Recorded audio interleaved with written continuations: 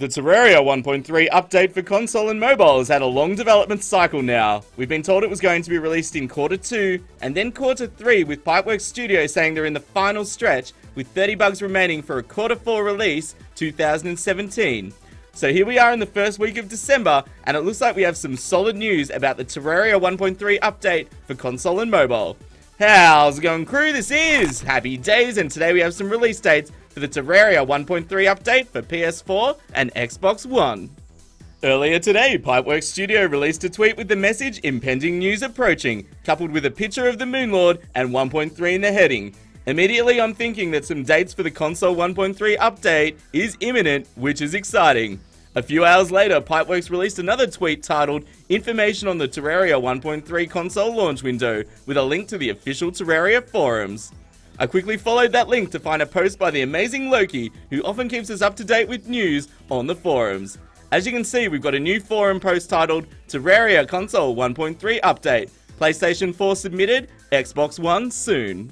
The post reads, "After a long development cycle in order to completely rewrite the entire Terraria codebase for Xbox One and PlayStation 4, Relogic, Pipeworks, and 505 Games are very pleased to announce that the Terraria Console 1.3 update has been officially submitted to Sony for certification and approval to launch on the PlayStation 4. This means that, depending on how the approval process proceeds, we're in the final milestone before having all the amazing content that we've been waiting for so patiently in the hands of PS4 players. Xbox One is going to run a bit behind PlayStation, we are afraid. Read on below for the full details around what is happening, when, and why." Okay, so it sounds like Pipeworks has finished most of the work on their end. This is exciting, but let's read on. So the next segment is about the PlayStation 4. It says it's been submitted to Sony on the 6th of December, and it's estimated for launch prior to the end of 2017. They go on to say that there's a chance the date will slip, that it's out of their control, unfortunately. But they have spent a ton of time on quality assurance across all three companies to try and make sure it's as perfect as possible, so hopefully Sony won't find any issues and send it back to them. So they said the team is standing by ready to fix anything that Sony says, and they're hoping it'll be in the millions of PS4 players' hands before the end of the year. Now, I'm hopeful that's a fast process. I'm getting tongue-tied. Obviously, Sony, it's in their interest to get the game out to you guys, especially around Christmas time, because, you know, a lot of people might buy Terraria for PS4 for Christmas. So yeah, fingers crossed, guys, that they get that out nice and fast. The next section is about the Xbox One. It says it's working on a final critical path bug. The submission is to be disclosed, but the planned launch is still for 2017, pending the resolution of the final bug. So it says, "So what about the Xbox One?"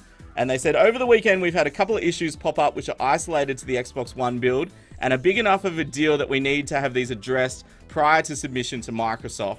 So what they're saying is they know if they submit it, Microsoft's just going to turn around and say, "Yeah, you need to fix this." The good news is that they were down to one last problem at this point. The team is currently wholly focused on the critical item, and they wanted to share a bit about what it is and how long they estimate it'll take. So what is it? It says it's a console suspended state. So currently, if you suspend your Xbox One without saving and exiting, so you power down the console but not all the way, and try and restart Terraria later, the game will place you back in the main menu. And they said the root cause for this is that the console logs off your profile and saves are tied to your profile when you power down. So they said this can potentially cause the player to lose any progress, and Terraria is a longer game, so you really don't want to be losing your progress. They said the team's looking to match the way other games handle the suspended state, and if you enable auto sign-in in your Xbox One settings, you can get around the issue entirely, so note that for later. So I guess what they're saying, if they launch with that issue and you enable auto sign-in, you can get around it and still play the game, which is actually awesome. So the estimated timing for submission by the looks of it is Friday, in a few days' time, barring any setbacks. Actually, no, that's tomorrow, I believe. They go on to say that hopefully this will be a quick process, but they do apologize in advance for any minor delays for Xbox One fans. So after all that info, we're at the end of the post, which goes on to say, once console versions make it to launch, Pipeworks 505 and Relogic will diligently collect any post-launch bugs that crop up or are found by you guys at the start of the process. And this happened with 1.3 for PC. There was a lot of little tweaks after it went live. The team are planning and ready for a set of hotfixes to cover these, as well as any minor bugs that the team decided to defer to post-launch, so stuff that doesn't majorly impact the game, in order to get this update into your hands sooner versus later. So it might just be like a little chest bug or something like that, or some item doesn't work correctly, but nothing huge. The next section is about 1.3 for mobile and Switch, and basically they say that after the 1.3 for console is all fixed and launched and in your guys' hands, that mobile and Switch will officially be on the clock, and they'll have an updated timeline for you guys as soon as all of that is done. And once all that is done, then they're going to get together and plan actual updates so they start to fall in line with the PC updates, which, remember guys, is the original goal of this massive overhaul in the first place. They go on to say, in closing, on behalf of everyone working on Terraria, thank you for your patience during this rewrite, and we're all beyond excited to see you all experience what this new version has to offer. 1.3 content and beyond, which is exciting. They're still saying they're going to keep supporting it, to bring console up to speed as soon as possible with PC, and for what the future holds for the console platform. So this sounds to me, guys, like the mobile and Nintendo Switch updates are going to take well into Q1 2018, which is January, February, and March. So I'll keep you updated if any news drops in January, which is when I would expect it based on the sound of this post. So at this stage, I'd allow yourself to get a little bit excited, especially if you're on the PS4 for Terraria 1.3 before the end of the year. Xbox One, they said they're hopefully getting it fixed by tomorrow, so that'll get certified as well, hopefully. So it could be the most awesome Christmas present ever, so let yourselves get a bit excited. But as we've seen, there's already been multiple delays this year, so you may want to keep your guard up just in case, because as the Terraria devs have said, they've got no idea what Sony and Microsoft are going to say, and to be fair, that is out of their hands, so fingers crossed, guys.